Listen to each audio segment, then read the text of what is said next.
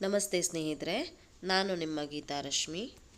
ನಮ್ಮ ಹಿಂದಿನ ವಿಡಿಯೋಗಳಲ್ಲಿ ಕೃಷ್ಣ ವರದರಾಜನ್ ಬರೆದಂತಹ 100ಕ್ಕೆ 100 ಎಂಬ ಪುಸ್ತಕ ತಮಾಷೆಗಾಗಿ ಓದಿ ಸರಳವಾಗಿ ಗೆಲ್ಲಿರಿ, ಪೋಷಕರಿಗೆ ಒಂದು ಮಾರ್ಗದರ್ಶಿ 3 ಅಧ್ಯಾಯಗಳನ್ನು ಮುಗಿಸಿ 4ನೇ ಅಧ್ಯಾಯವಾದಂತಹ ಸೇತುವೆಯನ್ನು ನಿರ್ಮಿಸೋಣ 100ಕ್ಕೆ 40 ಅಂಕಗಳು ಅಲ್ಲಿ ಒಂದು ಅರ್ಧ ಭಾಗವನ್ನು ಮುಗಿಸಿ ಆಯಿತು. ಇನ್ನು ಅರ್ಧ ಭಾಗವನ್ನು ನಾವು ಇಂದು ನೋಡೋಣ.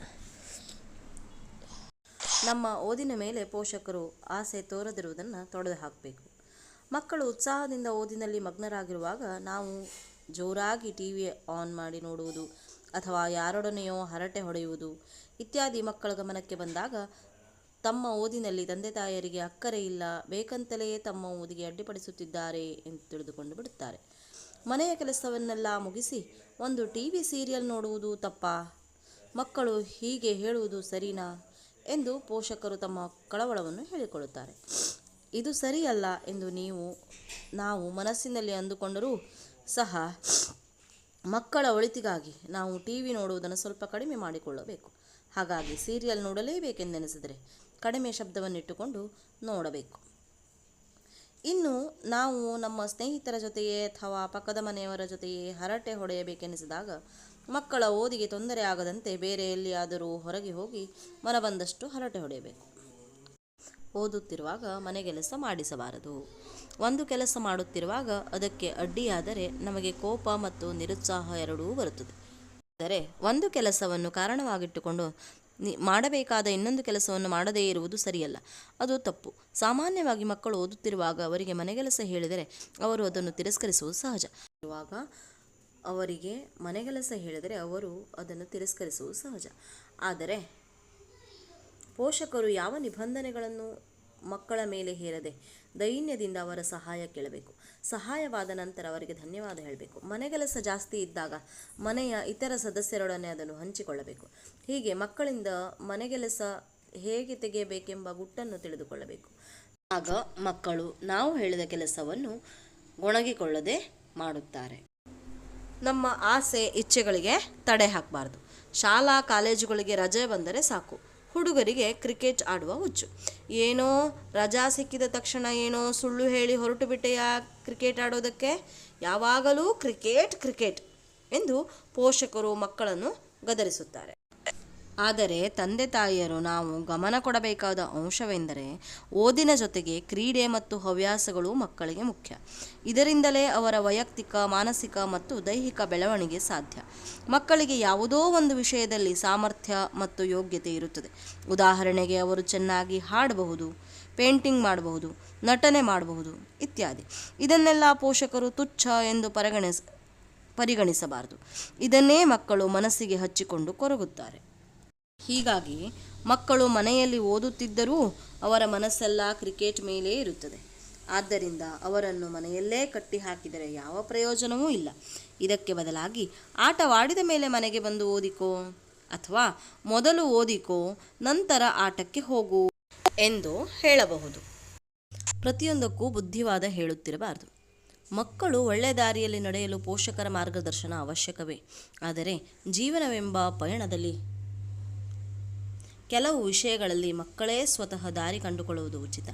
ಆಗ ಮಾತ್ರ ಅವರಿಗೆ ಜೀವನಾನುಭವ ಬರುವುದು ಮತ್ತು ಪಯಣವೂ ಸ್ವಾರಸ್ಯವಾಗಿರುತ್ತದೆ.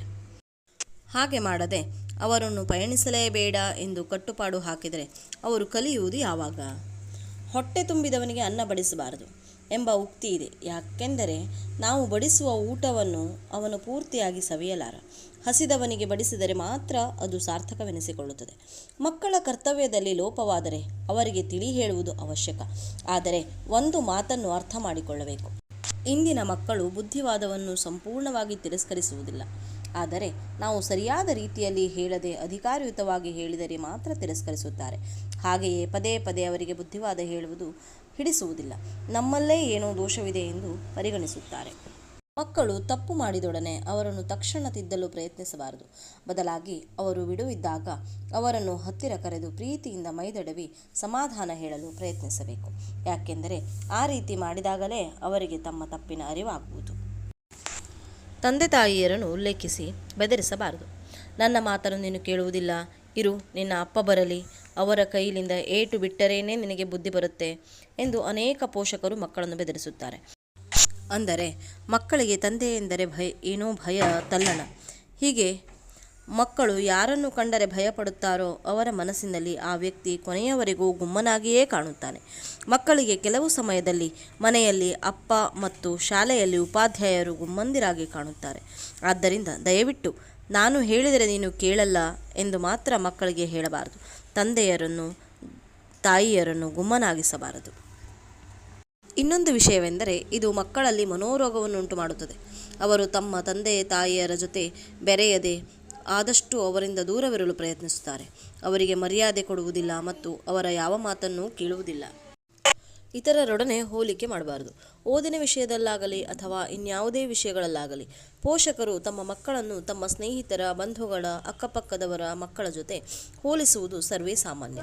ಪೋಷಕರಿಗೆ ತಮ್ಮ ಮಕ್ಕಳ ಪ್ರೋಗ್ರೆಸ್ ಕಾರ್ಡ್ಗಿಂತ ಪಕ್ಕದ ಮನೆ ಸುರೇಶ ಎಷ್ಟನೇ ರ್ಯಾಂಕು ಎಂದು ಕೇಳುವುದೇ ಹೆಚ್ಚು.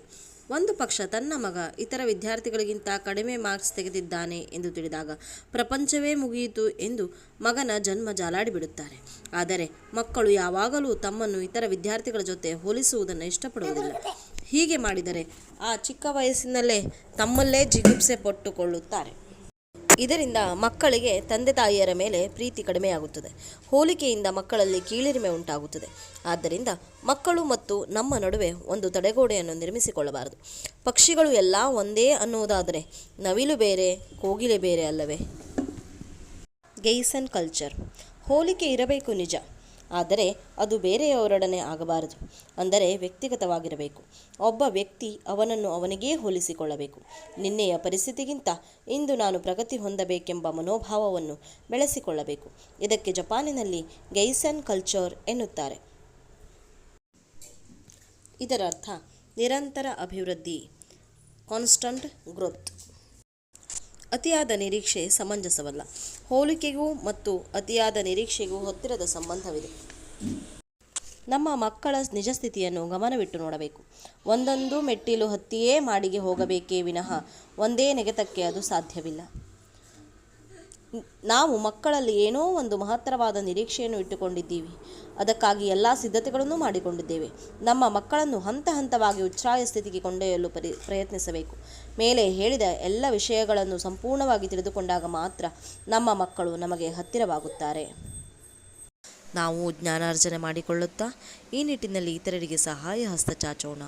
ಈ ವಿಡಿಯೋವನ್ನು ಹೆಚ್ಚಿನದಾಗಿ ಶೇರ್ ಮಾಡಿ, ಲೈಕ್ ಮಾಡಿ. ಇನ್ನೂ ಹೆಚ್ಚಿನ ಉತ್ತಮ ವಿಚಾರಗಳಿಗಾಗಿ ನನ್ನ ಚಾನಲನ್ನು ಸಬ್ಸ್ಕ್ರೈಬ್ ಮಾಡಿ. ವಿಷಯಗಳಿಗೆ ಸಂಬಂಧಿಸಿದ ನಿಮ್ಮ ಅಭಿಪ್ರಾಯಗಳನ್ನು ಕಮೆಂಟ್ ಸೆಕ್ಷನ್ನಲ್ಲಿ ತಿಳಿಯಪಡಿಸಿ. ಎಲ್ಲರೂ ಸ್ಥಿರವಾಗಿ, ಸಮಾಧಾನ, ಸಂತೋಷದಿಂದ ಇರುವಂತಾಗಲಿ ಎಂದು ಹಾರೈಸುತ್ತಾ ಮತ್ತೊಂದು ಉತ್ತಮ ವಿಚಾರಗಳೊಂದಿಗೆ ನಿಮ್ಮನ್ನು ಮತ್ತೆ ಭೇಟಿಯಾಗುತ್ತೇನೆ. ಧನ್ಯವಾದಗಳೊಂದಿಗೆ ನಿಮ್ಮ ಗೀತಾರಶ್ಮಿ. ಶುಭ ದಿನ.